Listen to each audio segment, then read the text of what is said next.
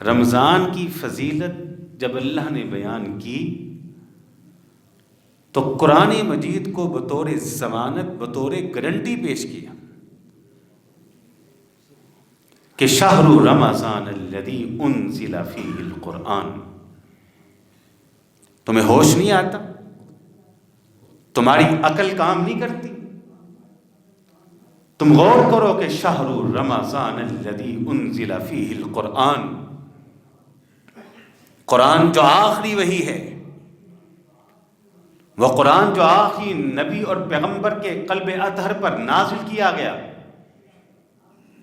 اور وہ قرآن کے کائنات کی کوئی طاقت اور قوت ایسی نہیں جو اس قرآن کے اندر تبدیلی کر سکے۔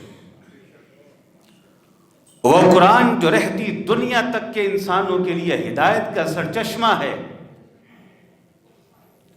شہر رمضان الذی انزل فیہ القرآن، کیا رمضان کی فضیلت کے لیے اتنا کافی نہیں کہ ہم نے ماہ رمضان کے اندر قرآن کو نازل کیا؟ قرآن کے نزول کے لیے اگر ہم نے کسی مہینے کا انتخاب کیا تو وہ مہینہ رمضان کا مہینہ۔ الحمدللہ الواحد القہار، والصلاة والسلام علی سید الابرار، اما بعد،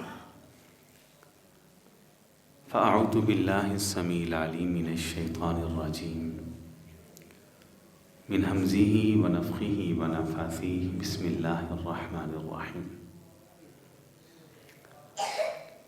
شہر رمضان الذی انزل فیہ القرآن ہدی للناس وبینات من الہدی والفرقان۔ آج کی اس ملاقات میں انتہائی مختصر وقت میں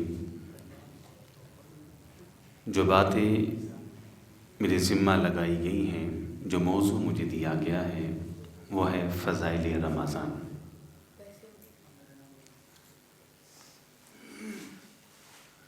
ماہ رمضان کے فضائل بس آپ کے ہاتھ کی انگلیوں سے گننا شروع کر دیجیے۔ میں اپنے انتہائی ناقص اور محدود علم کے مطابق رمضان کی فضیلت ایک ایک کر کے قرآن و حدیث کی روشنی میں بیان کروں گا۔ بس آپ نے ان فضائل کو سمجھنا ہے اور یاد کرنا ہے۔ ماہ رمضان کی پہلی فضیلت جس کا ذکر قرآن مجید میں اللہ نے کیا ہے وہ یہ ہے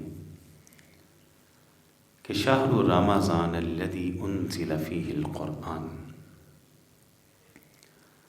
ماہ رمضان یہ وہ مہینہ ہے کہ اللہ تعالیٰ نے قرآن مجید کے نزول کے لیے اگر کسی مہینے کا انتخاب کیا تو رمضان کا انتخاب کیا۔ جب آپ کسی شہر کی فضیلت بیان کرتے ہیں تو آپ اس شہر کی معروف شخصیات کا ذکر کرتے ہیں۔ میں ابھی سیالکوٹ سے سفر کر کے آیا ہوں، تو شہر سیالکوٹ کے حوالے سے آپ یہ کہہ سکتے ہیں کہ سیالکوٹ وہ شہر ہے کہ جس میں شاعر مشرق علامہ اقبال جیسے شاعر پیدا ہوئے۔ سیالکوٹ شہر وہ شہر ہے کہ جس کے اندر علامہ احسان الہی ظہیر رحمہ اللہ جیسی عظیم علمی شخصیت پیدا ہوئی۔ تو جس شہر کی فضیلت بیان کرنا مقصود ہو، وہاں کی معروف شخصیات کا ذکر کیا جاتا ہے جو وہاں پیدا ہوئی۔ رمضان کی فضیلت جب اللہ نے بیان کی تو قرآن مجید کو بطور ضمانت، بطور گارنٹی پیش کیا کہ شہر رمضان الذی انزل فیہ القرآن۔ تمہیں ہوش نہیں آتا؟ تمہاری عقل کام نہیں کرتی؟ تم غور کرو کہ شہر رمضان الذی انزل فیہ القرآن، قرآن جو آخری وحی ہے، وہ قرآن جو آخری نبی اور پیغمبر کے قلب اطہر پر نازل کیا گیا، اور وہ قرآن کے کائنات کی کوئی طاقت اور قوت ایسی نہیں جو اس قرآن کے اندر تبدیلی کر سکے۔ وہ قرآن جو رہتی دنیا تک کے انسانوں کے لیے ہدایت کا سرچشمہ ہے۔ شہر رمضان الذی انزل فیہ القرآن، کہ رمضان کی فضیلت کے لیے اتنا کافی نہیں کہ ہم نے ماہ رمضان کے اندر قرآن کو نازل کیا. قرآن کے نزول کے لیے اگر ہم نے کسی مہینے کا انتخاب کیا تو وہ مہینہ رمضان کا مہینہ. کیا یہ فضیلت چھوٹی ہے؟ یہ بہت بڑی فضیلت ہے. شہر رمضان الذی انزل فیہ القرآن. میں اسی پہ اگر گفتگو شروع کر دوں تو ایک مستقل ٹاپک ہے، ایک لمبا وقت چاہیے. چلے میں بات کو آگے چلاتا ہوں. ایک فضیلت ہوگی، وہ کیا سمجھی ہم نے؟ قرآن مجید کو اللہ نے کس مہینے میں نازل کیا؟ رمضان میں. فضیلت نمبر 2،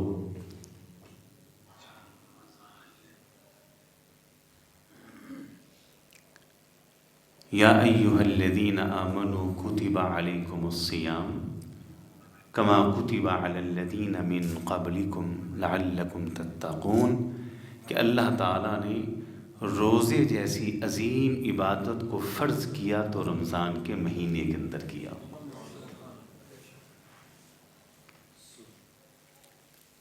کتنی فضیلت ہوگی. قرآن جیسی کتاب کے نزول کے لیے کس مہینے کا انتخاب ہوا؟ رمضان کا. روزے جیسی عظیم عبادت اس کے لیے کس مہینے کا انتخاب ہوا؟ رمضان کا. اللہ اکبر.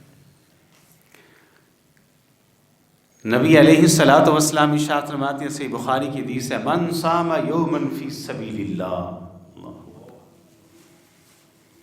جو اللہ کے لیے ایک روزہ رکھتا ہے اللہ اس کو جہنم سے 70 سال دور کر دیتے. اچھا وہ بھائی ہاتھ کھڑا کرے جس کو یہ علم ہے کہ نبی علیہ الصلوۃ والسلام پورے سال میں کتنے روزے امت کو دے کر گئی. بتایا آپ کو؟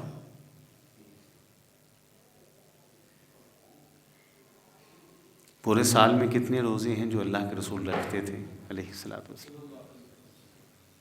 جی یہ تو میں نہیں پوچھ رہا، کل تعداد بتائیں. کبھی گنتی کی ہے؟ رمضان آتا ہے تو ہمیں روزے یاد آتے ہیں. اللہ اکبر. ہم نے تو یہاں تک پڑھا ہے کہ ایک صحابی رسول اللہ کے پاس آئے علیہ الصلوۃ والسلام، آ کر کہا میں روزہ رکھنا چاہتا ہوں.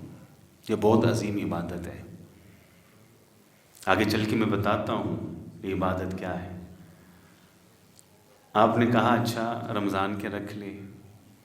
وہ بڑھاتا گیا حتیٰ کہ آپ نے کہا ایک دن رکھ لیا کر، ایک دن روزہ چھوڑ دیا کر، بس اس سے زیادہ کی گنجائش نہیں. یہ حضرت داؤد کا روزہ ہے علیہ السلام. جب میں نے رسول اللہ کے روزے اکٹھے کیے علیہ الصلوۃ والسلام، جمع کیے، میں حیران ہو گیا. 365 یا 364 جو دن بنتے ہیں ایک سال کے، ایک سال کے جب رسول اللہ کے روزے اکٹھے کیے گئے علیہ الصلوۃ والسلام کو، ان کی تعداد 200 کے قریب جا پہنچی. کہاں تک جا پہنچی؟ آپ بھی گن لیں. ماہ رمضان میں نبی علیہ الصلوۃ والسلام مکمل مہینہ روزہ رکھتے تھے.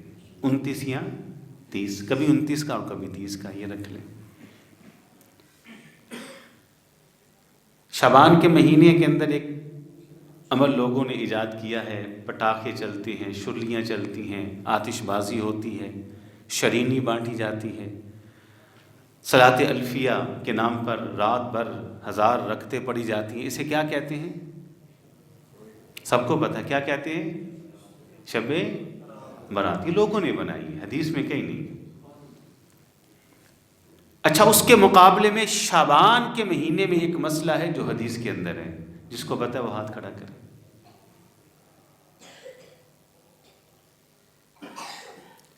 نہیں پتہ؟ آپ کو علم ہے؟ ماشاء اللہ. فقہک اللہ فی الدین. انہیں علم ہے لیکن کامل نہیں. ماشاء اللہ علم ہے ان کے پاس. یہ حالات ہیں. گمراہی کا ایک سبب یہی ہے کہ کہ شروع سے اب تک انسان جو ایجاد کرتے رہے، انسان ان کو اس چیز کو یاد بھی کرتے ہیں، اس پہ عمل بھی کرتے ہیں۔ شروع دن سے شیطان نے انسانیت کی ایسی مت ماری ہے کہ جو اللہ نے وحی کی صورت میں چیز نازل کی، نہ اس کو کوئی یاد کرتا ہے نہ اس پہ عمل کرتا ہے۔ یہ شب برات نے شبان کس نے بنائی ہے؟ انسانوں نے بنائی ہے۔ گمراہی ہے، بدعت ہے، کوئی وجود نہیں، سب مناتے ہیں۔ جو نہیں مناتے ان کو پتہ ہے کہ شب برات ہے۔ لیکن شعبان کے مہینے میں ایک مسئلہ حدیث میں موجود ہے۔ یہ دیکھ لیں کہ آپ نمازی ہیں، اہل التوحید ہیں، اہل السنہ ہیں، اہل الحدیث ہیں، لیکن آپ میں سے بھی ایک آدھ بھائی کو علم ہے، باقیوں کو نہیں پتا۔ وہ مسئلہ بتاتا ہوں میں۔ نبی علیہ الصلوۃ والسلام ماہ رمضان کے بعد سب سے زیادہ روزے شعبان کے اندر رکھا کرتے تھے۔ یہ حدیث کا مسئلہ ہوا نا۔ تو شعبان کے جو آخر کے روزے ہیں وہ 3-4 چھوڑ دیتے تھے، بعض اوقات ایک آدھ، باقی پورا مہینہ روزہ رکھتے تھے۔ 29 یا 30 اس کے ہو گئے رمضان کے، تو 20 سے 25 آپ شعبان کے شامل کر لیں۔ کتنے ہو گئے جی؟ 30 اور 25 55۔ نبی علیہ الصلوۃ کا فرمان ہے کہ رمضان کے بعد سب سے زیادہ فضیلت والے روزے اللہ کے مہینے محرم کے روزے۔ آپ محرم کے اندر بھی جو روزے ہیں وہ 15 سے 20 تک آپ رکھتے تھے، 25 تک بھی تعداد ملتی۔ چلے 20 کر لیں، 55 اور 20 کتنے ہو گئے جی؟ 75 ہو گئے۔ اب ان 3 مہینوں کو سائڈ پہ کر دیں، رمضان بھی، شعبان بھی اور محرم بھی، ان کو سائڈ پہ کر دیں۔ باقی کتنے مہینے بچتے ہیں؟ 9۔ اب ان کے روزے اکٹھے کر لیں۔ 9 مہینوں کے اندر سوموار اور جمعرات کے کتنے روزے بنتے ہیں ایک ماہ کے؟ 8۔ ایام 20، 13، 14 اور 15 کتنے بن گئے؟ 8 اور 3 11۔ اب 9 کو 11 پہ تقسیم کریں تو حاصل ضرب کیا نکلتا ہے؟ 99، ایک کم 100۔ اب اس 99 کو اس 75 کے ساتھ ضرب دیں تو حاصل ضرب کیا ہوا؟ 174۔ یہ 174 روزے وہ ہیں جو حدیث کے اندر موجود ہیں۔ اب شوال کے 6 شامل کریں، کہاں تک خبر؟ 180۔ ذی الحجہ کے پہلے 9 روزے شامل کریں، ذی الحجہ کے پہلے 9 دن کے روزے کتنے ہو گئے؟ 199۔ یہ وہ ہیں، یہ عظیم عبادت روزہ فرض کیا تو اللہ نے کس مہینے میں؟ ہم سارا سال نہیں رکھتے، سارا سال نہیں رکھتے۔ میں آپ کو بتاؤں، میڈیکل سائنس بھی سر پکڑ کے بیٹھی ہے کہ کائنات کے اندر دنیا کے کسی انسان نے انسانیت کو صحت کے حوالے سے، توانائی کے حوالے سے، تندرستی کے حوالے سے وہ قانون نہیں دیا جو قانون محمد علیہ الصلوۃ والسلام نے انسانیت کو دیا ہے صحت و تندرستی کے لیے، اور وہ قانون روزے کا قانون ہے۔ روزے سے جو انسانی جسم کو توانائیاں ملتی ہیں اس کا آپ کو علم ہی نہیں ہے۔ تو روزے جیسی عظیم عبادت کے لیے آپ نے، اللہ نے کس مہینے کا انتخاب کیا؟ رمضان کا۔ یہ دوسری فضیلت ہے۔ اب روزے کی الگ فضیلت ایک آپ نے سن لی کہ ایک روزہ انسان کو کتنا دور کر دیتا ہے؟ 70 سال۔ قرآن کے نزول کا مہینہ کون سا ہے یہ سب بتائیں؟ رمضان۔ روزے جیسی عظیم عبادت کا مہینہ کون سا ہے؟ رمضان۔ فرض ہے، باقی سارا سال میں جو روزے میں نے گنوا دی ہیں ان کی الگ فضائل ہے۔ ایک روزہ کتنا دور کر دیتا ہے جہنم سے؟ 70 سال۔ یہ نفلی روزوں کی بات ہے، فرضی نہیں۔ اب اگلی فضیلت، فضیلت نمبر 3، نبی علیہ الصلوۃ والسلام ارشاد فرماتے ہیں من صام رمضان ایمانا و احتسابا غفر له ما تقدم من ذنبه۔ کا ایک مہینہ 29 یا 30 دن، غور کیجیے، ایک مہینہ 29 یا 30 دن، من صام رمضان، اور وہ مہینہ رمضان کا ہے جو روزہ رکھ لیتا ہے۔ روزہ کیا ہے؟ سحری کھائی ہے اور افطاری تک بھوکا اور پیاسا رہنا، افطاری کے وقت پھر کھائے، ساری رات کھاتا رہے۔ کہا یہ روزہ 1 مہینے کا، من صام رمضان، اور وہ مہینہ رمضان کا ہے، انسان رکھ لیتا ہے، سحری کھا کے افطاری تک بھوکا پیاسا رہتا ہے، کہ 1 مہینے کی بھوک اور پیاس کی برکت سے اللہ اس کے سارے گناہوں کو معاف کر دیتے ہیں۔ بات ابھی آپ سمجھے نہیں، بات ابھی آپ سمجھے نہیں۔ مجھے یہ بتائیں، دل پہ ہاتھ رکھ کے، صاحب عقل و فہم بیٹھے، آپ تو کبار علماء کو سننے والے ہیں، میں تو ایک طالب علم ہوں، سادہ مرادہ سا انسان ہوں، آپ جیسا ہی ہوں، بلکہ بعض ماشاء اللہ مجھ سے بھی کہیں بہتر ہیں علم میں، عمل میں، تقوی میں۔ مجھے ذرا ایک سوال کا جواب دیں، سب مل کے ایمانداری سے بتلائیے، 1 مہینے کی بھوک اور پیاس، اور یہ بھوک اور پیاس کتنی ہے؟ صرف سحری کھاؤ، جی بھر کے کھاؤ، افطاری تک کچھ نہیں کھانا، پھر افطاری کے بعد سحری تک جو مرضی کھاؤ۔ اس 1 مہینے کی بھوک کے عوض اگر انسان کی ساری زندگی کے گناہ معاف ہو جائیں، بتلائیے یہ گھاٹے کا سودا ہے، نقصان کا سودا ہے؟ اللہ کی قسم یہ بڑا نفع کا سودا ہے، یہ اللہ کی محبت اپنے بندے کے ساتھ، یہ اللہ کا پیار ہے کہ ایک روزہ 70 سال جہنم سے دور کرتا ہے، اور 1 مہینے کے روزے رمضان کے انسان کے اعمال نامے سے ہر سیاہی ختم کر دیتے ہیں، ہر غلطی ختم کر دیتے ہیں، ہر گناہ مٹا دیتے ہیں۔ اللہ اکبر۔ جی اگلی فضیلت، نبی علیہ الصلوۃ والسلام ارشاد فرماتے ہیں، جو روزہ دار ہوتے ہیں نا، اللہ کے لیے بھوکا اور پیاسا رہتا ہے۔ اللہ اکبر۔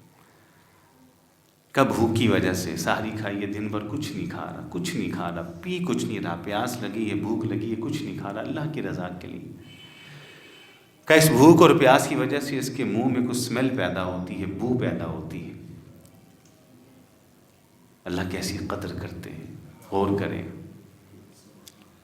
کہا اس روزے دار کے منہ کے اندر جو سمیل پیدا ہوئی، بدبو پیدا ہوئی، اس کے بھوک اور اس کی پیاس کی وجہ سے، نہ کھانے کی وجہ سے، کہ اس کے منہ کی بو اللہ کو کستوری سے بھی زیادہ اچھی لگتی ہے۔ عزت تو دیکھو کتنی اللہ کی، کتنی قدر ہے اللہ کے کسی انسان کی۔ میں نا مختصر بیان کروں گا شارٹ وقت میں، موٹی موٹی باتیں، موٹے موٹے فضائل، باریکی میں جاؤں تو لمبا وقت چاہیے۔ نبی علیہ الصلوۃ والسلام ارشاد فرماتے ہیں، اللہ فرماتے ہیں الصوم لی وانا اجزی بہ، روزہ میرے لیے ہے، خاص میرے لیے ہے، اور اس کی جزا بھی نہیں سمجھے آپ، نہیں سمجھے۔ الصوم لی وانا اجزی بہ، روزہ خاص میرے لیے اور اس کی جزا بھی، تو نماز کس کے لیے؟ اس کی جزا کون دے گا؟ تو روزے کے لیے یہ کیوں کہا کہ روزہ خاص میرے لیے؟ بے زکوٰۃ بھی تو اللہ کے لیے، اس کی جزا بھی تو اللہ دیں گے، حج بھی تو اللہ کے لیے، اس کی جزا کون دے گا؟ اللہ دیں گے۔ تو حدیث میں یہ الفاظ کیوں آئے کہ الصوم لی، روزہ خاص میرے لیے؟ حدیث تو آپ نے ہر سال سنی ہوگی نا، کیا مطلب ہے اس کا روزہ خاص میرے لیے؟ ہے تو نماز بھی اللہ کے لیے، جزا اس کی بھی اللہ دیں گے، کہا روزہ خاص میرے لیے، کیا مطلب ہے اس کا؟ ویسے تو کافی سارے اس کے مفہوم، لیکن 2 مفہوم جو ہیں، جی بتائیں ماشاءاللہ، فقہ کل، ایک تو یہ ہو گیا، دوسرا کوئی بات نہیں، ایک فقہ اللہ، اللہ آپ کو دین کی سمجھ دے، بزرگوں کو علم ہے۔ ایک تو عام سادہ سا آپ نے سنا ہے کہ روزہ اللہ اور بندے کے درمیان ایک راز ہے۔ نماز جب انسان پڑھتا ہے، سب دیکھ رہے ہیں نماز پڑھ رہے ہیں، زکوٰۃ دے رہا ہے تو کم سے کم جس کے ہاتھ میں دے رہا ہے اس کو تو پتہ ہے نا دے رہا ہے۔ اب روزہ رکھا ہے تو یہ صرف اللہ جانتے ہیں کہ یہ روزے سے ہے کہ نہیں۔ کیا خبر وضو کے لیے بیٹھا، منہ میں پانی ڈالا کلی کے لیے، کتنا پانی وہ اندر لے گیا، کتنا پانی ڈالا، کسی کو کیا پتا؟ کمرہ تو بند ہے، دروازے تو بند ہیں، کھڑکیاں تو بند ہیں، پردے لٹکے ہوئے ہیں، تنہائی ہے، کیا خبر اس نے کچھ چھپ کے کھایا ہو. لگتے الصوم لی. حقیقت یہ ہے کہ بڑے بڑے لوگ ایسے کھانے کے لیے دسترخوان پہ بیٹھے ہیں، افطار پہ، روزہ ان کا نہیں ہوتا. معذرت کے ساتھ کبھی آپ کا اتفاق ہونا، یہ جو افطار پارٹیاں ہوتی ہیں، افطار پارٹیاں، عام پارٹیاں نہیں جو مسجدوں میں ہوتی ہیں، میں ان کی بات نہیں کرتا، یہ سیاسی پارٹیاں ہوتی ہیں. یہ افطار ملن پارٹی ہے جی، وہاں سیاستدان آئیں گے. ہم نے خود دیکھا ہے یہ جتنی افطار پارٹیاں، ملن پارٹیاں، سیاسی پارٹیاں، ان میں اکثر بے روزہ ہی ہوتے ہیں، بے روزہ ہی ہوتے ہیں، لیکن افطاری کر رہے ہوتے ہیں، کھجور کھا رہے ہوتے ہیں، اذان ہوتی ہے، ٹائم ہو گیا جی کھائیں. یہ میرے رب کو پتا ہے کہ ان میں سے کس کا روزہ اور کس کا نہیں ہے، اس لیے کہا صوم لی، روزہ خاص میرے لیے. ایک معنی اور ہے، اس سے بھی بڑا ہے، روزہ خاص میرے لیے. باقی کتنی عبادات ہیں جی. نماز ہے، نماز میں کیا ہے؟ رکوع ہے، سجدہ ہے، قیام ہے. تو آپ دیکھیں کہ دنیا کے اندر جتنے مشرکین ہیں اور کفار ہیں جو اللہ کے ساتھ شرک کرتے ہیں، کسی نہ کسی شکل اور صورت میں رکوع غیر اللہ کے لیے موجود ہے، سجدہ غیر اللہ کے لیے موجود ہے. لوگ کرتے ہیں، مشرکین کرتے ہیں. قیام بھی غیر اللہ کے لیے دنیا کے اندر موجود ہے، بتوں کے لیے موجود ہے، قبروں کے لیے موجود ہے، مزاروں کے لیے موجود ہے، غیر اللہ کے لیے موجود ہے. مال بھی لوگ خرچ کرتے ہیں غیر اللہ کے نام پر. نظر دی جاتی ہے کہ نہیں؟ نیازیں دی جاتی ہیں کہ نہیں؟ غیر اللہ کے راہ پہ خرچ کر کے بتوں کی تعمیر ہوتی ہے کہ نہیں؟ قربانی، جانور ذبح کرنا، غیر اللہ کے نام پر جانور ذبح ہوتی ہیں کہ نہیں ہوتے؟ ہوتے ہیں. حج ہے، حج کے اندر کیا رکن ہے؟ خاص الفاظ ہیں، لبیک اللہم لبیک. کیا لوگوں نے قبروں کے لیے، مزاروں کے لیے الگ سے الفاظ نہیں بنا لیے؟ بیت اللہ کا طواف ہوتا ہے تو کیا ہمارے ملک کے اندر قبروں کا طواف آپ نے دیکھا نہیں؟ غیر اللہ کے لیے طواف بھی ہے، نظر بھی ہے، نیاز بھی ہے، رکوع بھی ہے، سجدہ بھی ہے، قیام بھی ہے، مانگنا بھی ہے. لیکن پوری دنیا کے اندر شاید ہی غیر اللہ کے نام پر کوئی روزہ رکھتا ہوگا. روزہ نہیں ہے، شاید ہی کوئی ہو.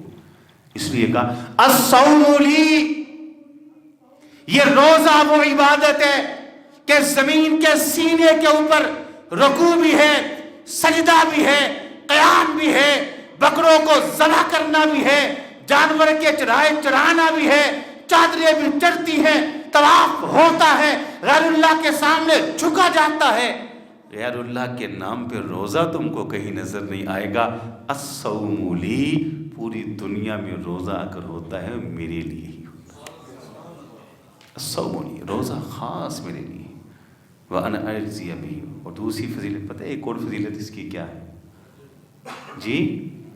بتائیں بتائیں. ماشاء اللہ ماشاء اللہ، علم والے ہیں نا. یہ جو کاندھے پہ بیٹھے نا فرشتے لکھ رہے ہیں، سبحان اللہ کہا لکھ دو اس نے اتنی نیکیاں جی، الحمدللہ کہا اتنی نیکیاں، نماز پڑھی اتنی نیکیاں. ہر چیز کا علم ہے. لیکن روزے کی فضیلت یہ ہے کہ اللہ کی قسم اٹھا کے کہتا ہوں، یہ جو کاندھے پہ بیٹھا فرشتہ ہے اسے بھی رمضان کے روزے کی فضیلت کا علم ہو. یہ اللہ ہی جانتے ہیں کہ اس کا کیا صلہ ہے. اللہ کے ہم بڑی قدر ہے. سبحان اللہ. یارو چھوٹی فضائل ہیں جی.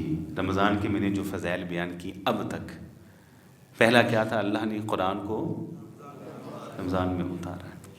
روزے جیسی عظیم عبادت کو اللہ نے رمضان میں فرض کی ہے. روزے دار کی منہ کی بو اللہ کو کستوری سے زیادہ پسند ہوتی ہے. روزہ کس کے لیے خاص ہے اور اس کا اجر بھی سوائے اللہ کے کوئی نہیں جانتا. اللہ اکبر. پھر رمضان میں ایک کھانا ہے، ایک کھانا ہے رمضان میں، ایک کیا ہے؟ کھانا ہے. اور اس کھانے کا نام ہے سحری کا کھانا. کیا نام ہے؟ سحری کا کھانا. آپ نے کہا تسحروا ان فی السحور برکہ، سحری کا کھانا کھاؤ. کیوں؟ اللہ نے سحری کے کھانے میں کیا رکھی ہے؟ برکت رکھی. یہ حدیث ہے. ہمیں سمجھ نہیں ہے اس کی. سحری کے کھانے میں کیا رکھی ہے؟ کیا مطلب برکت ہے؟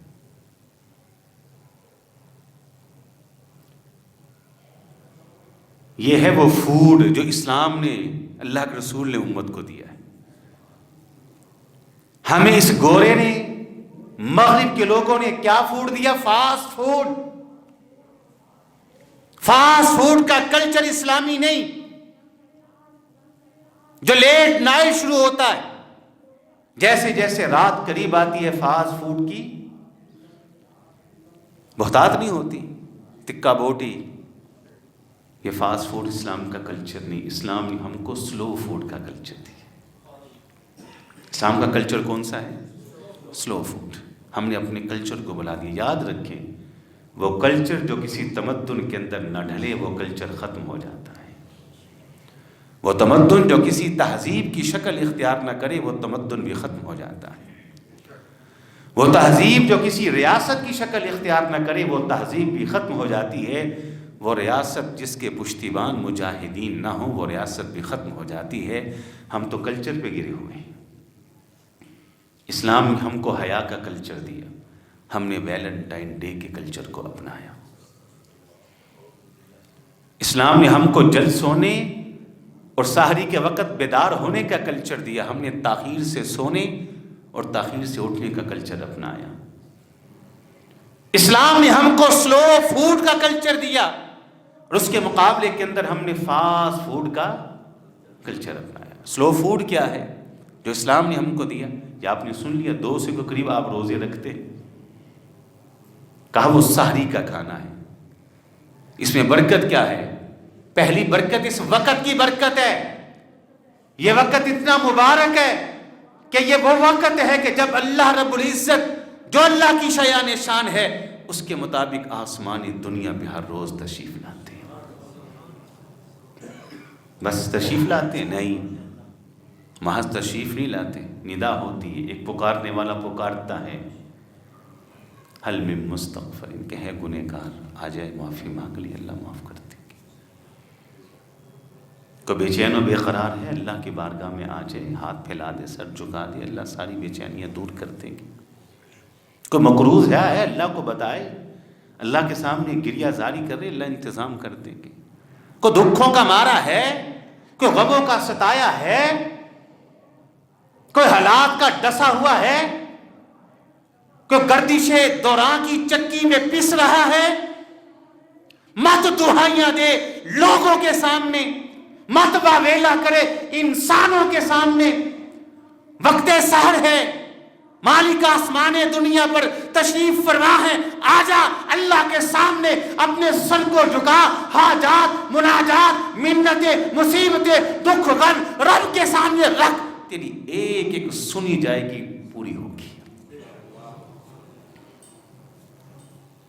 کہا تسحروا، اٹھا کرو اس وقت، سحری کا کھانا کھایا کرو. اللہ نے اس کھانے میں بڑی برکت دی ہے. یہ سلو فوڈ ہے، سحری افطاری یہ ہے سلو فوڈ. کہا یہ کھا. اس کو کھانے کا مطلب یہ ہے کہ اب میں نے سورج کے غروب ہونے تک کچھ نہیں کھانا. یہ ہے سلو فوڈ.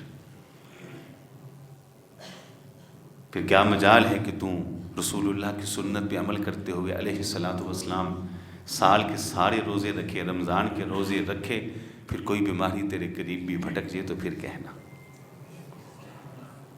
تو سحری کا کھانا ہے، پھر افطاری کا کھانا اسی مہینے کے اندر ہے. اس مہینے کی ایک اور فضیلت، جی اگلی فضیلت میں نے مختصر کہا تھا نا بیان کروں گا. اگلی فضیلت کیا ہے رمضان کی؟ بتایا آپ کو؟ اللہ، میں جو فضیلت بیان کرنے لگا ہوں اس فضیلت کو بیان کرنے سے قبل میں اللہ سے دعا کرتا ہوں، اللہم اجعلنا منہم، اللہ ہم سب کو ان خوش نصیب لوگوں میں شامل فرما دے. کرنے لگا ہوں فضیلت بیان. نبی علیہ الصلاۃ والسلام ارشاد فرماتے ہیں جب رمضان کا مہینہ آتا ہے تو رمضان کی آمد کے ساتھ ہی ہر روز اللہ تعالیٰ نہ جانے کتنے لوگوں کو جہنم سے آزاد کر دیتے ہیں.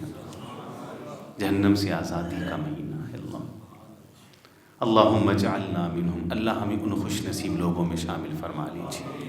یار یہ چھوٹی فضیلتیں ہیں، یہ چھوٹی فضیلتیں جہنم سے آزادی ہے۔ اللہ اکبر۔ اگلی فضیلت کیا ہے؟ بڑی معروف ہے، بڑی معروف ہے۔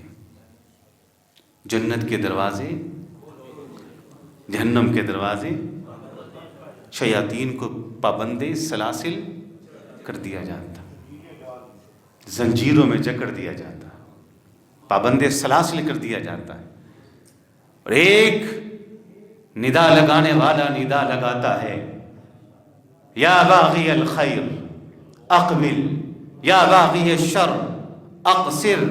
سارا سال نیکیاں کرتا رہا، سال بھر اللہ کی رحمتوں کا متلاشی بنا رہا، اور اب تو رمضان کا مہینہ آ گیا ہے، سال بھر تہجدیں پڑھنے والوں، سال بھر روزے رکھنے والوں، سال بھر مسجدوں میں آ کے نمازوں کو ادا کرنے والوں، یا باغی الخیر، 11 مہینے رب کی رضا کی تلاش کے لیے محنتیں کرنے والوں، رمضان کا مہینہ آ گیا ہے، رحمت کے دروازے کھول دیے گئے، جہنم کے دروازے بند کر دیے گئے، شیاطین کو پابندے سلاسل کر دیا گیا۔ یا باغی الخیر اقبل، او خیر کے متلاشیوں مستعد ہو جاؤ، چاقو چلن ہو جاؤ، خیر کے لیے اور زیادہ کوششیں بڑھا دو۔ ساتھ ایک اور صدا لگاتا ہے، وہ صدا کیا ہوتی؟ یا باغی الشر، یا باغی الشر، یا باغی الشر اقصر۔ وہ زانی دل نہیں بھرا 11 ماہ زنا کر کے، وہ جھوٹے 11 مہینے جھوٹ بول بول کے تیرا دل نہیں بھرا، اور گندگی دیکھنے والے 11 مہینے تو نے گندگی دیکھ لی، موبائل پر سارا کچھ اگل لیا، اور بے نمازی سارا سال تو نئی مسجد میں آیا۔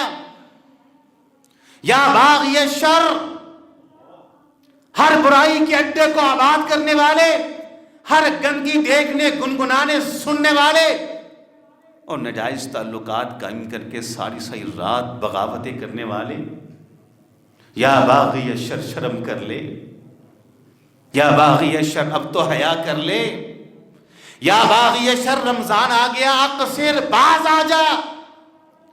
اللہ کی رحمت کا دریا جو سارا سال ٹھاٹھے مارتا ہی رہتا ہے، ماہ رمضان آیا ہے، اب تو جوبن پہ عروج کے اوپر ہے۔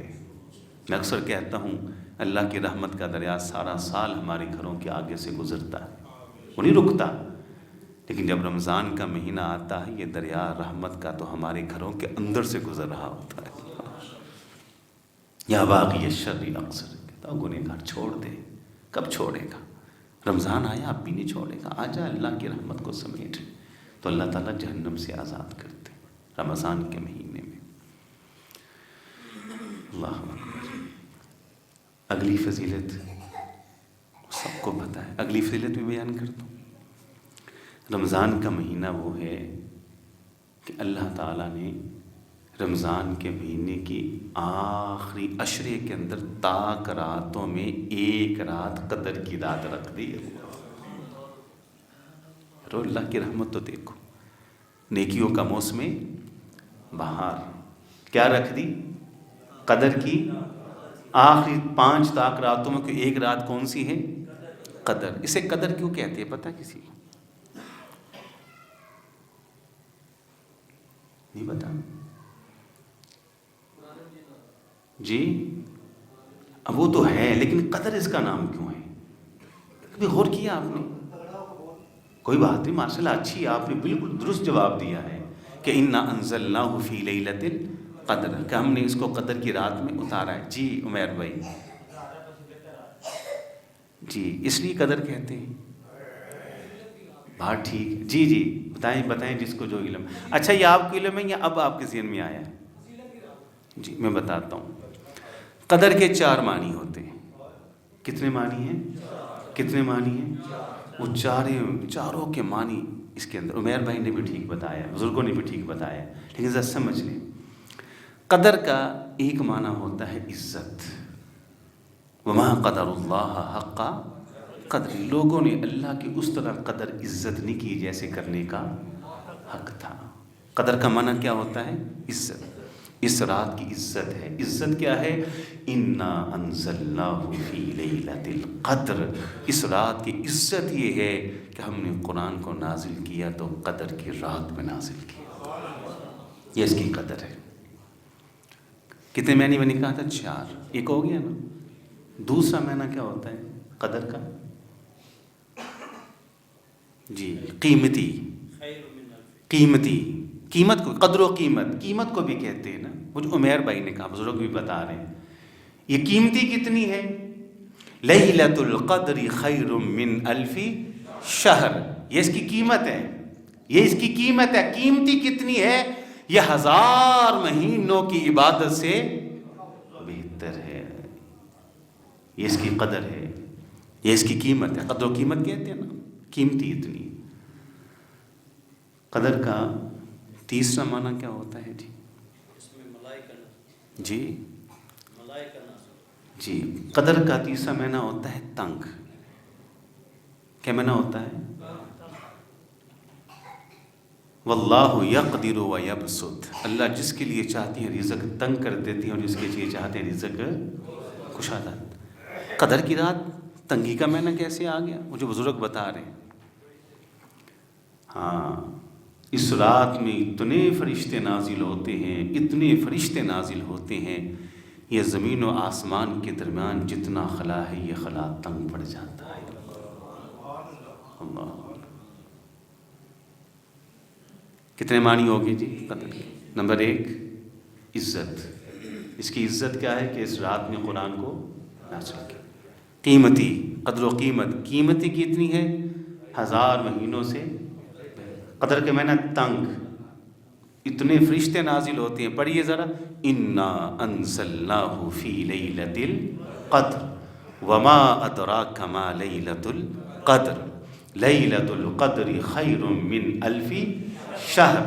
آگے بڑھیں، آپ پڑھیں بڑھیں. تنزل الملائکۃ والروح فیہا بإذن ربہم من کل امر. اللہ اکبر. جبریل بھی آتے ہیں. جبریل بھی آتے. ایک بھائی وہ فرتے جذبات میں تقریر کر رہے تھے. بڑے اچھے ماشاءاللہ بھائی تھے، ابھی نوجوان تھے. فرتے جذبات میں تقریر کرتے کرتے وہ غصے میں آئے. کہتے ہیں بس آج کے بعد جبریل کبھی دنیا میں. رسول اللہ فوت ہوئے، آپ کی وفات کا ذکر کر رہا تھا. کہا بڑے دکھ ہے. ایک دکھ یہ ہے کہ جبریل آج کے بعد دنیا میں نہیں آئیں گے. میں نے کہا یہ آپ نے کہاں پڑھ لیا کہ وہ نہیں آئیں گے؟ اصل بات یہ ہے کہ آج کے بعد وحی لے کے نہیں آئیں گے. وحی لے کے نہیں آئیں گے. جب اللہ کا حکم ہوگا تب تو آئیں گے. قرآن تو کہتا ہے قدر کی رات وہ آئیں گے ہر سال جب تک زندگی ہے. تنزل الملائکۃ والروح. روح سے مراد روح الامین ہے. روح الامین کون ہے؟ وہ جبریل ہے. وحی نہیں آئے گی، جبریل تو آئیں گے. اللہ تعالی ہم سب کے نصیب میں اس سال یہ رات کر دے. جبریل کی آمد ہو، ملائکہ کی آمد ہو، رحمت کا نزول ہو. اللہ تعالیٰ اس رات کی ساری برکتیں، رحمتیں ہم سب کے نصیب اور مقدر میں کر دے. کتنے معنی ہم نے پڑھ لی. اب قدر کا چوتھا معنی ہوتا ہے اندازہ، مقدار. قدر اندازہ. اب اس رات میں سلامتی ہوتی ہے. سلامن کیا ہوتی ہے؟ سلام. سلامتی ہوتی ہے. رحمتوں کا نزول ہوتا ہے، برکتوں کا نزول ہوتا ہے. اب اندازہ کیا ہے؟ کب تک یہ نزول ہوتا ہے؟ حتیٰ مطلع. اندازہ یہ ہے کہ فجر کے طلوع ہونے تک یہ سلسلہ رحمتوں کے نزول کا جاری اور ساری رہتا ہے. یہ ہے وہ مختصر میں نے بیان کیا ہے. یہ قدر کی رات اللہ تعالیٰ نے کس مہینے میں رکھی؟ رمضان میں. یا چھوٹی فضیلتیں، فضائل رمضان میں نے مختصر بیان کی. اب رمضان کی آخری فضیلت سن لیں، اس کے بعد میری بات انشاءاللہ ختم ہو جائے گی. 50 منٹ کے قریب، 40 منٹ کے قریب گفتگو ہو چکی ہے. 40 منٹ ہی میں لے کے آیا تھا. تقریباً 38 یا 39 منٹ ہو چکے. آخری فضیلت ایسی ہے بہت ساری ہیں، لیکن میں آخری فضیلت بیان کر کے اپنی گفتگو کو ختم کرنا چاہتا ہوں. آخری فضیلت کیا ہے؟ آخری فضیلت یہ ہے کہ سارا سال نیکیاں کرتے ہیں نا.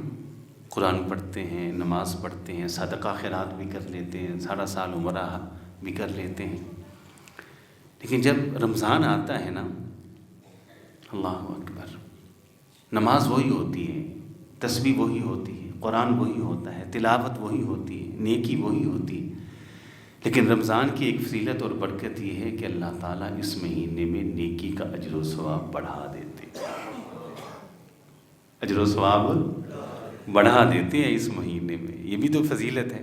نیکی وہی ہے، اجر اب وہ نہیں رہا، اجر 700 گنا تک اور اس سے بھی زیادہ بڑھا دیا جاتا ہے۔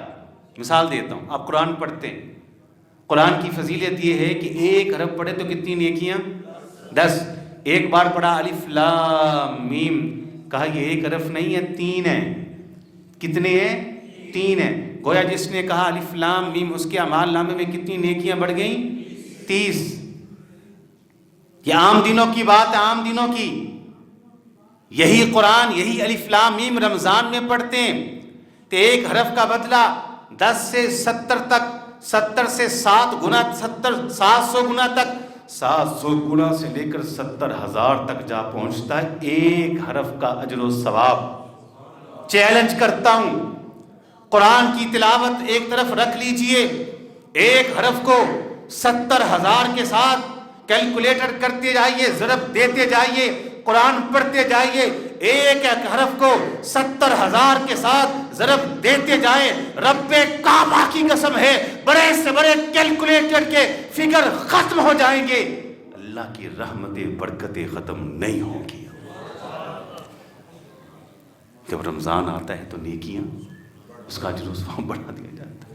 میری حدیث آتی بڑی معروف ہے، آپ نے خاتون سے کہا، اس خاتون کا نام ابھی کہتی میں بھول گیا ہوں، آپ نے خاتون کے کہا تو حج کے لیے نہیں جا رہی؟ حج کے لیے جاؤ۔ کس کے لیے چلو؟ یہاں میں ایک بات رک کے ضمن کرنا چاہتا ہوں، کر لوں؟ مجھے امید ہے آپ ناراض نہیں ہوں گے۔ حج فرض ہے کس کے اوپر؟ جی جید کل مال ہے، جید کل۔ اب یہ تو میرا سوال نہیں ہے، ماشاء اللہ تعالیٰ سب کی رزق حلال سے جیبیاں بھر دے۔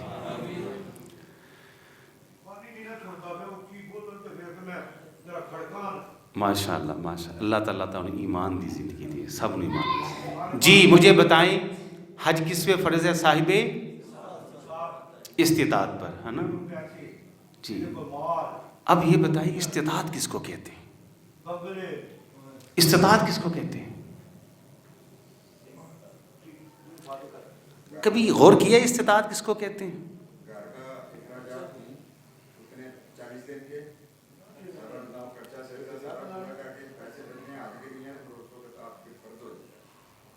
بزرگوں کو کچھ پتا ہے ماشاءاللہ، نہیں تفصیل سے ذرا بتائیں، سمجھائیں۔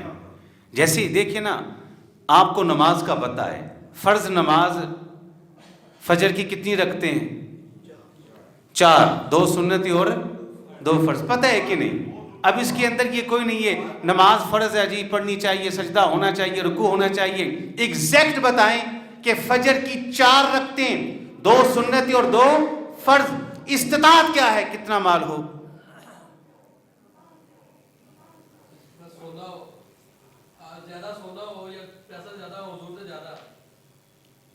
اچھا یہ آپ نے اپنی طرف سے کہا یا کوئی حدیث ہے؟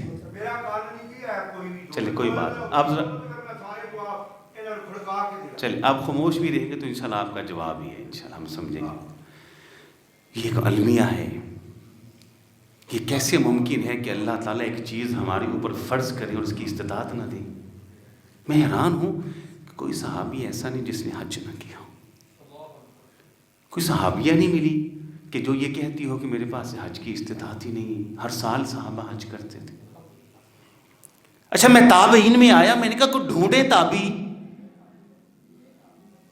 کہ جس نے زندگی میں حج نہ کیا ہو۔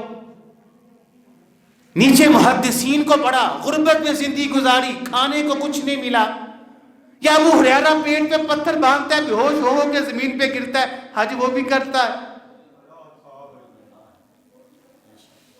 کہ انہیں استطاعت کا معنی آتا تھا، ہمیں استطاعت کا پتہ ہی نہیں۔ استطاعت بتا دوں، پھر بتا دوں نا؟ جی ضرور بتائیں۔ استطاعت سمجھ لیں کہ حج کا فرض ہوتا ہے۔ اگر استطاعت آپ نے سمجھ لی تو مجھے امید ہے ہر کوئی سر پکڑ کے بیٹھے گا، اوہ میرے اوپر تو کئی بار حج فرض تھا، میں صاحب استطاعت تھا۔ اللہ کیسے ممکن ایک چیز آپ پر فرض کرے، اس کی استطاعت ہی آپ کو نہ دے؟ استطاعت سمجھ لیں۔ اپنے گھر، اپنے علاقے سے بیت اللہ جانے کا خرچہ آپ کے پاس موجود ہے۔ کتنا خرچہ موجود ہے جی؟ اپنے گھر سے بیت اللہ جانے، جتنے دن آپ نے شہر مکہ میں رکنا ہے اور قیام کرنا ہے، وہ 20 ہیں، 25 ہیں، 40 ہیں، 45 ہیں، مہینہ ہے، 2 مہینے، جتنے دن آپ نے وہاں رکنا ہے وہ خرچہ بھی آپ کے پاس موجود ہے۔ پھر مکہ سے آپ نے واپس گھر آنا ہے، واپس آنے کا خرچہ بھی آپ کے پاس موجود ہے۔ بات سمجھ رہی ہیں؟ میں پھر دہراتا ہوں تاکہ یاد ہو جائے نا۔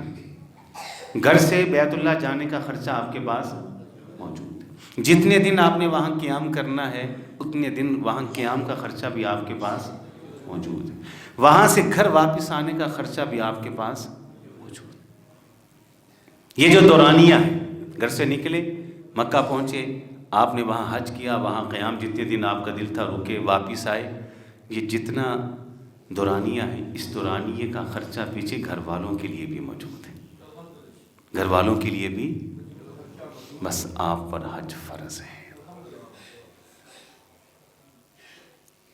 صحت بھی ہے، تندرستی بھی ہے، وہ اضافی شرط ہے۔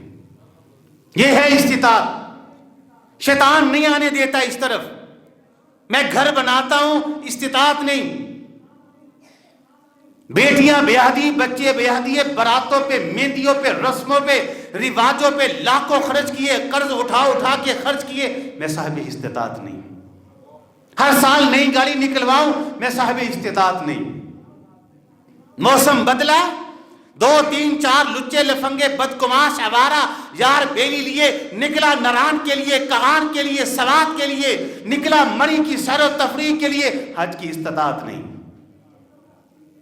ایک مرتبہ لباس پہنا، دوبارہ نیا فنکشن، نیا لباس، میں وہ لباس پہننے کے لیے تیار نہیں، میرے پاس استطاعت نہیں۔ استغفر اللہ،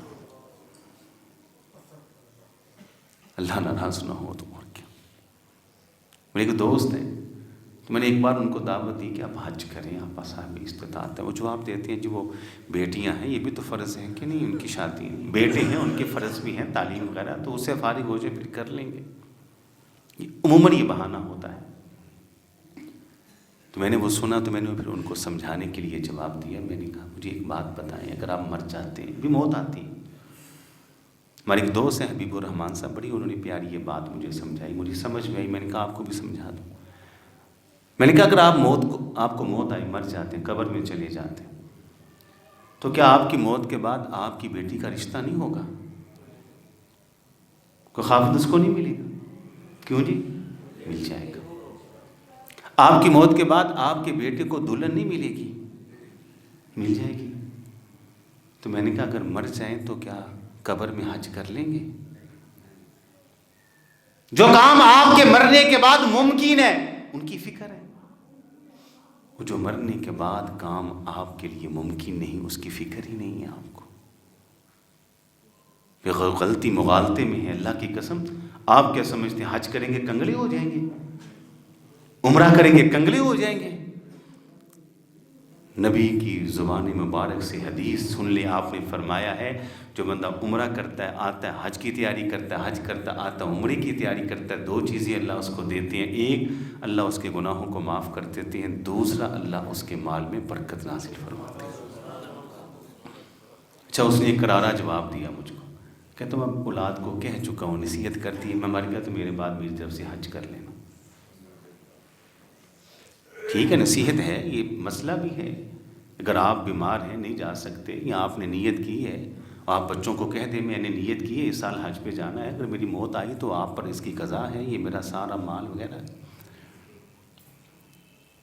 تو میں نے کہا یہ تو چلو ایک شرعی معاملہ ہے، مسئلہ ہے، لیکن آپ کا یہ مسئلہ نہیں، مجھے یہ بتائیں ٹھیک ہے آپ کا بیٹا حج کر لے گا، لیکن آپ کو نہیں پتا، آپ ہی سن لیں، آپ کو بھی علم نہیں۔ اللہ کی قسم، جب انسان اپنے جسم کے اوپر احرام کی 2 چادریں لپیٹتا ہے نا، سر سے ننگا ہے، شہر مکہ کی فضا کے اندر کہتا ہے لبیک لبیک اللہم لبیک لبیک لا شریک لک لبیک ان الحمد والنعمت لک والملک۔ جب پہلا قدم شہر مکہ میں رکھتا ہے، پھر اوپرتا ہے، ایک قدم اٹھاتا ہے، دوسرا اٹھاتا ہے، چلتے چلتے جب صحن کعبہ میں پہنچتا ہے، صحن کعبہ کے سفید پتھروں پہ پاؤں رکھتا ہے، پہلی نگاہ بیت اللہ کے اوپر پڑتی ہے، تجھے پتہ ہی نہیں کہ انسان کی کیفیتیں کیا ہوتی ہیں۔ ماضی کی ساری فلم چل جاتی ہے۔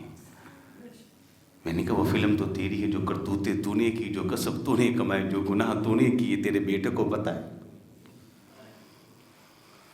وہاں روح کانپتی ہے، وجود پہ لرزہ طاری ہو جاتا ہے، ہاتھ کپ کپاتے ہیں، ہونٹ کپ کپاتے ہیں، لرزتے ہونٹوں کے ساتھ آنسو لا کر بندہ اللہ سے معافی مانگتا ہے۔ وہ کفیت جو تو محسوس کرتا ہے، تیرا ایک بیٹا، تیرے 2 بیٹے، تیرے پوتے، تیرے پڑپوتے، قیامت تک جو نسلیں تیری آئیں، بار بار وہ کفیت تیرے اندر ہے، ان میں پیدا ہو ہی نہیں سکتی۔ جو تو نے گناہ کیے تیرے بیٹوں کو کیا پتا ہے، اس کی معافی مانگے گا۔ خیر ضمناً بات آئی تھی، میں نے وہ بات اختصار کے ساتھ کر دی۔ حج، آپ نے اس خاتون سے کہا حج، اس خاتون نے کہا اللہ کے رسول 2 ہی سواریاں اونٹ تھے، ایک پہ خاوند چلا گیا، ایک اونٹ، یہ استطاعت نہیں تھی ان کے پاس۔ ہم نے پتہ نہیں استطاعت کہاں سے رکھی ہے، سب کے پاس استطاعت ہے، نیت کرے، جس کے پاس نہیں وہ بھی نیت کرے، اللہ سے دعا کرے، اللہ کی قسم اللہ قادر ہے اسی سال آپ کو صاحب استطاعت بنا دے، اللہ قادر ہے، نیت کرے۔ اس خاتون نے کہا اللہ کے رسول 2 سواریاں تھیں، ایک پہ خاوند سوار ہو کے جا رہے حج کے لیے، ایک ہمارے پاس گھر میں موجود ہے، گھر کے کام کاج کے لیے پانی اس کے اوپر لاد کے لاتے ہیں، سامان اس کے اوپر لادا جاتا ہے، تو میرے پاس سفر کے لیے استطاعت نہیں ہے، سواری نہیں ہے، تو اس کے پاس عذر تھا، اس کے پاس استطاعت نہیں تھی۔ اچھا آپ نے اسے بتا کیا کہا؟ اس خاتون کو بتا، آپ نے کہا اچھا تیرے پاس نا اس سال حج کی استطاعت نہیں ہے، تو نہیں جا رہی، کوئی بات نہیں، سواری نہیں ہے نا سفر کے لیے۔ ایسا کریں جب رمضان آئے تو رمضان میں عمرہ کر لیں، رمضان میں جو ہماری گفتگو کا موضوع ہے فضائل رمضان، رمضان میں کیا کریں؟ عمرہ کر لیں۔ ساتھ آپ نے کیا کہا؟ نہیں، اللہ اکبر، کہا رمضان میں جو انسان عمرہ کرتا ہے اس کا ثواب ایسے ہے جیسے اس نے میرے ساتھ حج ادا کیا ہے۔ جو ہماری گفتگو کا موضوع ہے فضائل رمضان، اللہ اکبر، 50 منٹ سے زیادہ گفتگو ہوگی، میں اسی پہ اکتفا کرتا ہوں، سمجھ آ جائے تو تھوڑی گفتگو بھی کافی ہے۔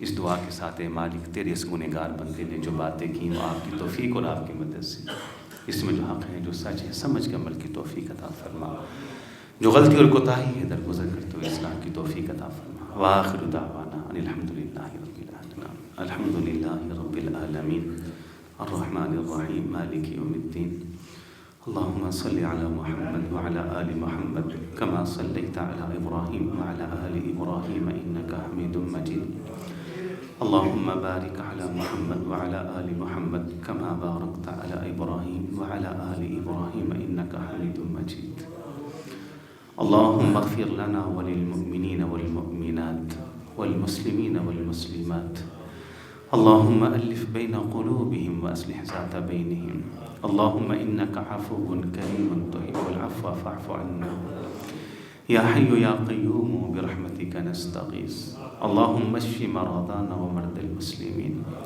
اذهب الباس رب الناس واشفي أنت الشافي لا شفاء إلا شفاؤك شفاء لا يغادر سقما۔ اے مالک سب سے پہلے ہم سب کے سارے گناہ معاف کرتے، ساری غلطیاں معاف کرتے، ساری خطاؤں سے درگزر فرما دے۔ اے اللہ ہم اپنے گناہوں پر اپنی خطاؤں پر اللہ شرمسار ہیں، نادم ہیں، اور آج آپ کے گھر میں اللہ بیٹھ کر آپ کے سامنے اپنے گنہگار ہونے کا اعتراف کرتے ہیں، اقبال جرم کرتے ہیں، اور آپ سے درخواست اور گزارش کرتے ہیں کہ اللہ اپنی ان تمام بندوں کے سارے گناہ معاف کر دیجیے۔ اے اللہ، اگر آپ ہمارے سارے گناہوں کو معاف کر دیں، ہمیں بخش دیں، اللہ آپ کا کچھ نہیں جائے گا، لیکن اے اللہ ہمارا بہت کچھ سمر جائے گا اور بن جائے گا۔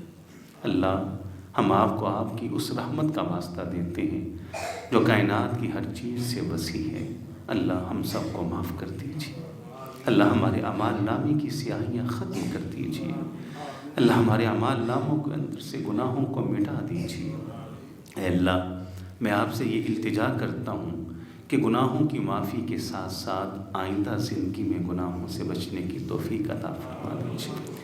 اے اللہ، اس کے ساتھ ساتھ ہمیں اپنے نیک بندوں میں شامل فرما لیجیے۔ اے اللہ، آج ہم نے نماز عشاء کو آپ کے اس گھر میں ادا کیا۔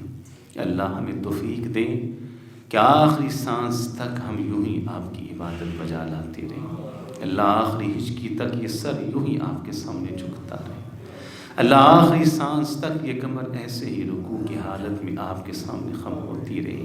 اللہ، آخری سانس تک یہ زبان آپ کی تکبیرات، آپ کی تسبیحات کے گیت گاتی رہے۔ اے اللہ، میں آپ سے یہ بھی دعا کرتا ہوں، اے اللہ، ماہ رمضان کی آمد ہے۔ اللہ، ہم تمام کے تمام اپنے بندوں کو رحمتوں کو سمیٹنے کی توفیق عطا فرما۔ اللہ، رمضان کی برکتوں کو سمیٹنے کی توفیق عطا فرما۔ اللہ، خوب رمضان میں عبادتیں کر کے اللہ خود کو راضی کرنے کی توفیق عطا فرما۔ اللہ، جنت کے حصول کے لیے، جنت سے بچنے کے لیے اللہ ہمیں محنتیں کرنے کی توفیق عطا فرما دینا۔ اللہ، ہمیں اپنے صالحین بندوں میں شامل فرما۔ اللہ، ہمیں اپنے متقین بندوں میں شامل فرما۔ اللہ، ہمیں اپنے نیک بندوں میں شامل فرما دے۔ اے اللہ، میں آپ سے دعا کرتا ہوں، اللہ ہماری باطن کو صاف کر دے۔ اللہ، ہمارے باطن کو صاف کر دے۔ اللہ، ہمارے دلوں کو صاف کر دے۔ اللہ، دل کے اندر ریاکاری ہے، اللہ دل کے اندر منافقت ہے، دلوں کے اندر شہرت کی بھوک ہے، مال دولت کا لالچ ہے، ناجائز محبتیں ہیں، بہت کچھ ہے۔ اللہ، دل کی ان تمام بیماریوں کو ہمارے دلوں سے صاف کرتا ہے۔ اللہ، دل کے اندر اپنا تقوی پیدا کر دے، ایمان کا نور پیدا کر دے، نیکی کی محبت پیدا کر دے، گناہ سے نفرت پیدا کر دے۔ اللہ، کر کر کے گناہ دل سیاہ ہو چکے ہیں، کالے ہو چکے ہیں، سخت ہو چکے ہیں۔ اللہ، ایک دو آنسوؤں سے بات نہیں بنے گی۔ اللہ، ہمیں گھنٹوں رونا پڑے گا۔ اللہ، وہ آنسو ہمیں دے دے جو ہمارے دلوں کو صاف کرتے۔ اللہ، وہ رونا ہمارے مقدر میں کرتے جو دلوں کی بیماریوں کو دھو ڈالے۔ اللہ، اس دل کے اندر اپنی اور اپنے رسول کی محبت پیدا کرتے، توحید کی محبت پیدا کرتے، حدیث و سنت کی محبت پیدا کرتے۔ اے اللہ، بڑی دنیا ہے، بیمار ہے، اللہ سب کو صحت دیتے۔ بڑے لوگ ہیں، اللہ بیمار ہے، شفا دیتے۔ بڑی دنیا ہے، اللہ پریشان ہے، اللہ سب کی پریشانیاں دور کرتے۔ بڑے لوگ ہیں، غم زدہ ہیں، سب کے غم مٹاتے۔ اے اللہ، مقروض ہیں، ان کے قرضے سے اللہ قرضوں کے لیے وسائل مہیا کرتے۔ اے اللہ، میں آپ سے دعا کرتا ہوں، دعا کرنے لگا ہوں۔ اے اللہ، اے اللہ، اے اللہ، احرام کی 2 چادریں اپنے وجود پہ لپیٹنے کی خواہش ہے، اللہ اس خواہش کو پورا کر دے۔ اللہ، شہر مکہ کی فضا کے اندر اللہ ہم لبیک لبیک کی صدا کو اونچا کرنا چاہتے ہیں۔ اللہ، ہماری اس خواہش اور تمنا کو پورا کر دے۔ اے اللہ، صحن کعبہ کے اندر ہم اپنی جبین اور ماتھے کو تیری بارگاہ میں جھکانا چاہتے ہیں۔ اللہ، ہماری اس خواہش کو پورا کر دے۔ اے اللہ، احرام کی 2 چادریں لپیٹے ننگے سر تیرے گھر کے ارد گرد طواف کی صورت میں چکر لگانا چاہتے ہیں۔ اللہ، ہماری اس خواہش اور تمنا کو پورا کرتے۔ اللہ، زمزم کو پی کر تجھ سے دعائیں کرنا چاہتے ہیں، اللہ اس تمنا کو پورا کرتے۔ اے مالک، صفا مروہ کی سائی کی خواہش ہے، اللہ اس خواہش کو پورا کرتے۔ اے اللہ، وہ قافلہ جو جانب مینا جا رہا ہے، اللہ ہم اس قافلے میں شامل ہونا چاہتے ہیں۔ اللہ، ہمارے اس نصیب کو، ہمارے نصیب میں اللہ اس خواہش کو پورا کرتے۔ اللہ، ہم مینا کے اندر 5 نمازوں کو ادا کرنا چاہتے ہیں، اللہ ہماری اس تمنا کو پورا کر دے۔ اللہ، عرفات کے میدان میں کھلے آسمان تلے ننگے سر احرام کی 2 چادروں کو لپیٹ کر تیرے در کے منگتے بننا چاہتے، تیرے در کے فقیر بننا چاہتے، تیرے سامنے چوری پھیلانا چاہتے، اللہ تیرے سامنے ہاتھ پھیلانا چاہتے، تیرے سامنے ناک ماتھا رگڑنا چاہتے، اللہ رو رو کے تجھ کو راضی کرنا چاہتے ہیں، اللہ تجھ کو راضی کرنا چاہتے ہیں، اللہ ہمارے نصیب اور مقدر کے اندر وہ لمحے، وہ گھڑیاں، وہ دن کرتے، اللہ مزدلفہ کی رات ہمارے نصیب کے اندر کرتے، اے اللہ ہم اللہ اکبر کی صدا لگا کے جمرات کے اوپر کنکریاں مارنا چاہتے ہیں، اللہ ہماری اس نے خواہش کو پورا کر دے، اللہ پورا کر دے، اللہ پورا کر دے، اللہ وہ فضیلت جو حج مبرور کی ہے، حج مقبول کی ہے، اللہ کیا آج ہی ماں کے پیٹ سے نکلا ہے، اللہ